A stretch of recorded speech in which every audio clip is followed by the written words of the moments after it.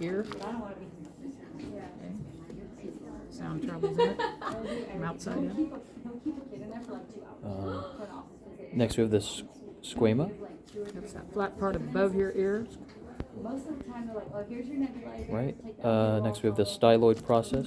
This is one of the only ones I know that has both of them intact. So they're these little projections. But even when they've broken off, Still noticeable. if you look down on it, you'll see a little piece of round right there too. You can kind of usually tell where it was broken from. Got it.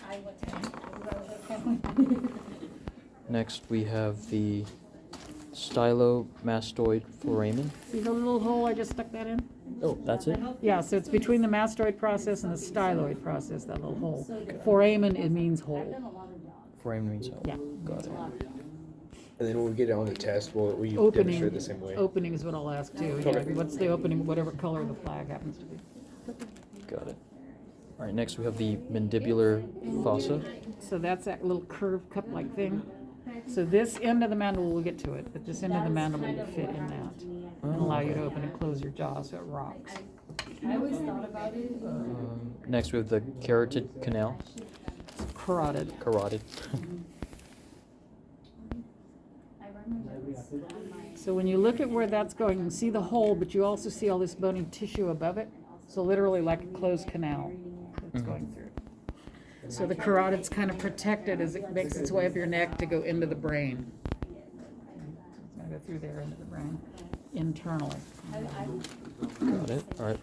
We have the petrous portion. So now we flip to this view. So it's this big bony strut-like thing, this whole bridge in here. So you got all the ears inside all of that. Got it. Internal auditory meatus. Meatus. Meatus. Get in there. No, we fell out again. Okay, but not totally. So it's that little hole back there inside that. Oh, that one. Okay. Yeah, so it's underneath the top part. Underneath the. I'll get it to you guys. So you got it? Got it. Okay. Let me see where that hole is. So the ear's inside and the auditory nerve goes into the brain through that. Oh, okay. And that nerve goes only one way, just in. And next we have the occipital bone. So the occipital bone is this big back part, and there's a little tiny piece of it right there. We have the external occipital Protuberance is like this little ridge over here, and some people it's more of a point. This one's a little broader when you look at it, and this one's not quite so broad. And you can feel it on the back of yours, whether it's a little knob or if it's a combination and then a broad band. You've got a muscle that attaches there, so once you lower your head, you can lift it back up. Okay. Later, you'll learn the muscle that'll go there, but for now. Next we have the foramen Ooh, magnum. that's a big hole. That's the big It's one. literally what it means. Oh, yeah. And that's where opening. your spinal cord's going through. Next is the occipital condyle. Condyles. So you have these smooth, you can see how smooth they are. Got And it. they'll sit against an articular surface of the first cervical vertebra called the atlas. And it's smooth and fits that perfectly. So, okay, I understand. Yeah, I got it. So you can do that. You nod. Okay. So it's a rocker. All right. Hypoglossal canal. Is through that. So it depends on how big the hole is, whether you see it more easily this way or that way. This one doesn't really matter. It's almost straight up and down. Okay. Hers would have been easier to see, but the jaw's in the way from the outside, this angle. But the jaw's in the way, yeah. Next is the condylar fossa. Fossa. Or So directly behind the condyles, you have a fossa, and then there's a hole at the bottom of it. We kind of ignore the hole. And I want just condylar fossa, so it's literally right there behind that depression with the hole in it. And strange shaped. So the sphenoid, you can see sutures coming up the sides, sutures inside doing the same thing. So my index finger and my thumb would touch if the bone wasn't in the way. That's part of it. This thing in the middle here, and it's one bone that goes all the way across. That's part of it. And these weird things that come up right here with all these pointy parts, and boy, they're sharp. That's part of it too. They describe it as butterfly shaped, and when butterflies fly, their legs hang down, so that's gonna be them. We have the Sella Turcica, that's kind of this whole central area, but I put the clay always right there in that depression. Hers is better because it's not broken. His is broken off in the back. But hers, you can see the Oh, back. I I got my finger in the depression. Right. Okay, so you got that piece. The depression has its own name. The whole area around it is the Sella turcica. So the depression is called the hypophyseal groove. The hypophysis is the technical name for your pituitary. So it's hanging in that space freely. If anything rests against it, you are messed up. You can't have pressure put on it at all. So that's why we have that structure. And I'll explain with the Sella turcica where it got its name and everything. Got it. Lesser wings. Yeah, the little bitty guys right here, this one's broken, but this one's intact. And hers are sharp too. So they're the little guys, it's kind of at the top of it. Then we have the Greater wings are the ones that come up the sides. So they start down here at your temple and they come all the way up. And butterflies do have 2 pairs of wings. Fore and hind are what they're called. Next is the foramen rotundum. So we're looking kind of at the greater wing still. So you start down on the floor flat, the brain's above it, and then you start coming up this wall, so vertically. So the greater wing's coming up vertically, and that hole that goes through it is the foramen rotundum. It's a nice round hole. And it's vertical. Next is the foramen Ovale, it's down on the floor, and it's this, come back here. It's this nice, and it's a decent sized oval. So I always recommend, first of all, get a long enough straw, that you can go through, hang on to it, and turn it over so you can see where it comes out. Because I can flag either view, the inferior or that superior view. So, but it's a nice oval hole. And then behind it,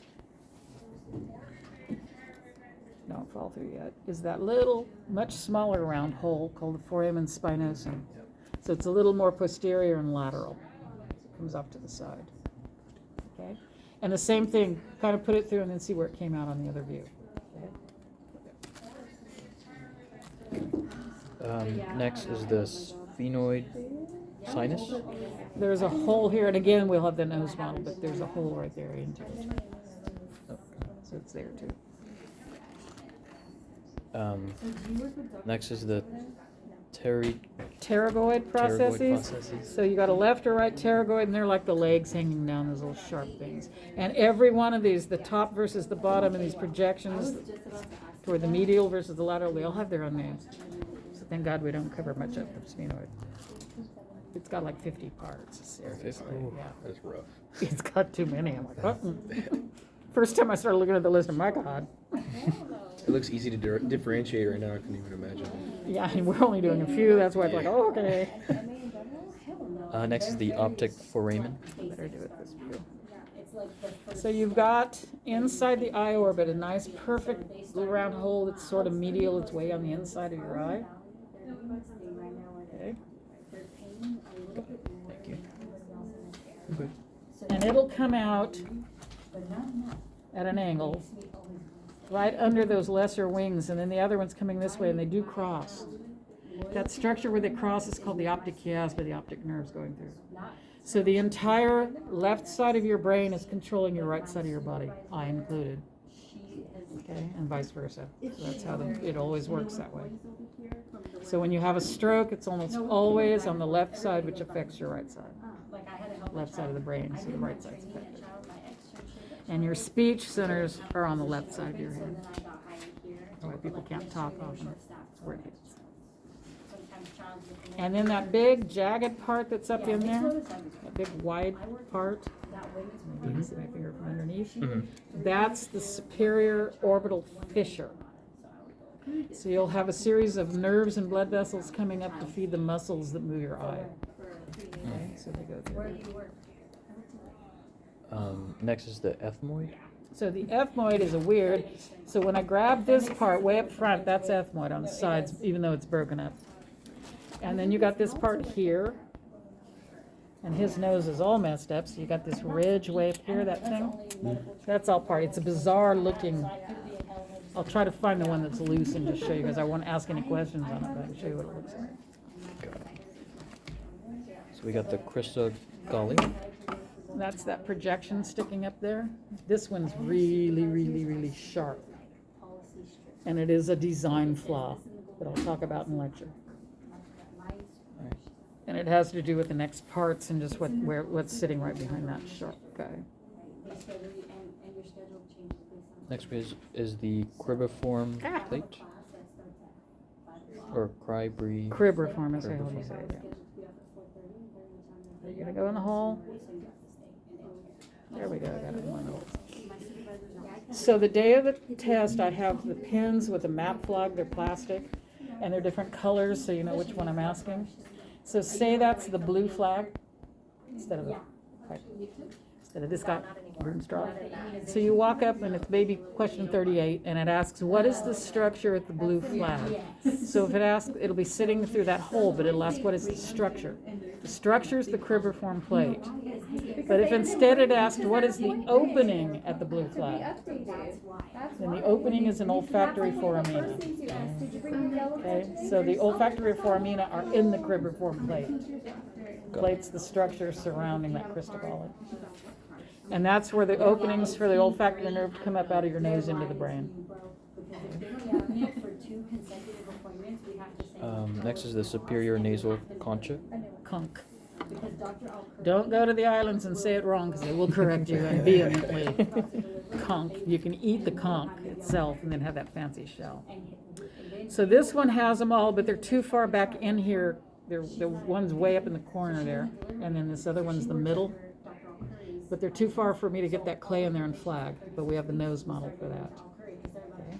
So there are parts, it increases surface area in your nose, so there are parts of them hanging off the walls toward each other from that ethmoid. Although it's a single bone, it still has a left and right side then. Separated, look at my finger in there, by that structure called the perpendicular plate. Okay, so it's separating the two sides. And it's part of your nasal septum. There's also the middle nasal conch. So they were together. Remember in the nose model, which I haven't pulled, it's big and kind of unwieldy. Next is the ethmoid sinus. That's what most of the little holes up front are showing. Okay. And it'll be on the nose model too. And then the perpendicular plate. That was that, yeah, that little wavy guy. And you'll take the whole septum out, so you can have the whole septum in your hand on the model. Do we do the facial bones as well? Yep. Okay. First we have the nasal bones. So the nasal bones, between my fingers are the suture, and then you have the suture right in the middle, so it's those guys left and right. 8 parts, we don't have to learn any of them, just the bones. Hers are bigger, they're clearer. We You have can even the see the seam up the middle, that's suture. got it. Next we have the maxillae bones. Maxilla have your upper teeth. So we've got a suture line here, so all of this and this part up here, about 2/3 of the way back, and then we have a different bone way in the back on your hard palate. Yeah, you see a lot. You have a lot of our patients that. We have the infraorbital foramen. That's that hole under your eye. Reliance patients or You can see the hole. patients who are on wood because, Okay. you know. Next is the alveolar.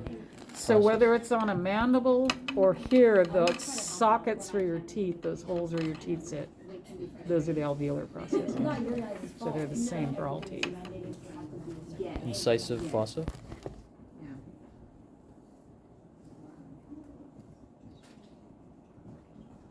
That little hole behind your front teeth, behind the incisors. Okay.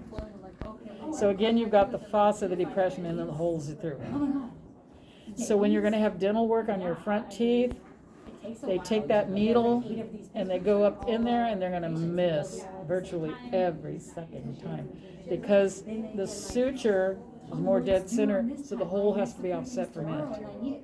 So if they come up the wrong side, they got to scrape across the bone to get into it. And people have told me that hurts like hell. And then they get in there and then they deaden it. But it's like, oh, you've already been in such intense pain. It's like, why don't they just knock you out to do it? Next is the palatine process. The palatine process is the bulk of the hard palate, so the suture's way back here. So it's all this part where my finger is. And then you've got a suture down the center to separate the two bones. So it's the anterior 2/3 of your hard palate. Next is the maxillary sinus. That one, I'll have the super skull out because it's can unhinge and you look at it and close it back. So it reduces tremendous weight. Instead of all this area and here just being solid bone, you get that open space. But that's the one that feels so bad when you have a cold. So if you turn, stuff it out totally on one side and you turn your head and it goes through to the other side for a little while, you can see how big it is, so how much mucus can be in there when it's doing it. So why it's like, oh, now I can, but now I can't. As soon as you put your head up, they both fill in. It's like that. All right. Now we have the zygomatic bones, left and right. So the zygomatic bones are just right there, the apple of your cheek. And you look at the sutures. So there's a suture up here, one there, and one right there. So this projection that comes off is pointing to the temporal bone, so that's the temporal process. And then this one's coming to the frontal bone, that's the frontal process. And this one over here is coming to the maxilla, so that little piece right there is the maxillary process. So it's really small, but that's all of them. And there's actually more parts than that we don't even cover. Thank God. Some of them are real nitpicky what they are. All right. Next is the mandible. We have the mental protuberance. Right there.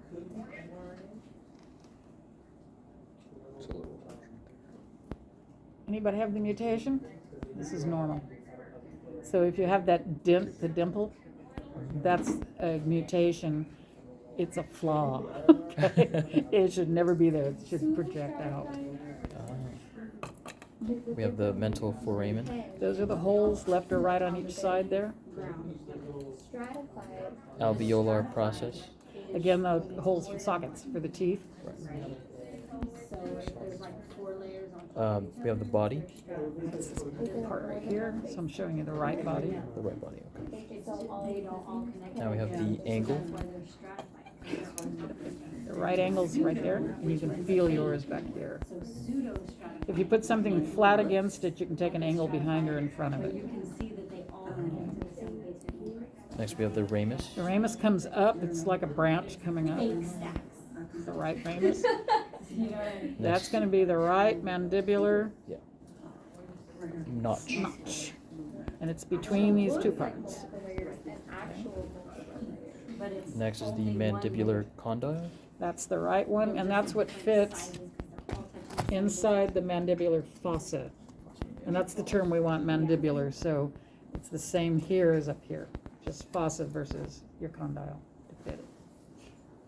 Next is the coronoid process. That's this guy, and the crown goes this way from you and me.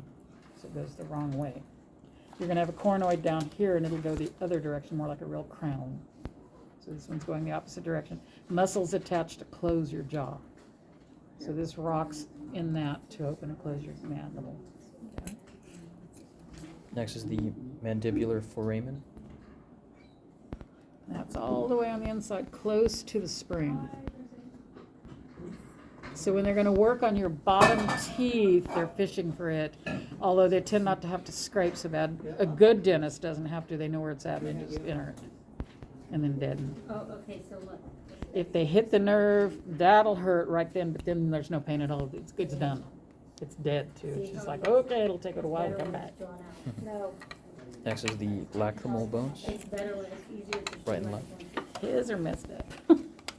So the lacrimal are just right inside your eye orbits, kind of where your eye's in the way. And there's like a little groove coming down into the hole. This hole's a little too big, but the groove is there. And it goes into the lacrimal frame, and if it's not quite so open. Okay.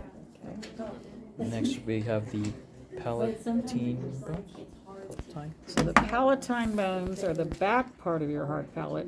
So the suture's like right where my fingernail is. So it's this part coming here and going up. You have the greater palatine. That's what I just put that in. So you can see that hole in the size, and they're the most lateral of the holes. Next, we have the lesser palatine foramen.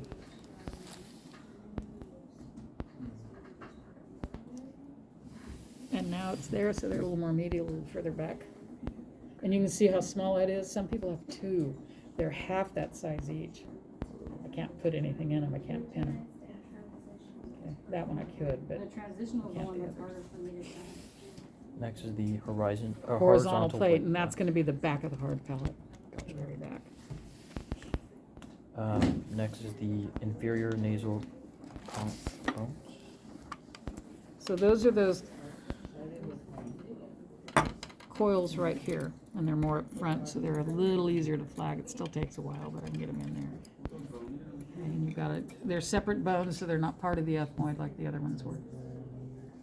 So they're always there. It just increases surface area inside your nose. It's not so important for us because our sense of smell is versus a dog, and there's coiled past each other. You can't separate them. Okay. It gives them a lot of surface area. Next is the vomer bone. That's in the nasal septum, and it's the bottom part coming up to that perpendicular plate, so they come together like this. Okay, and then the cartilage comes out front.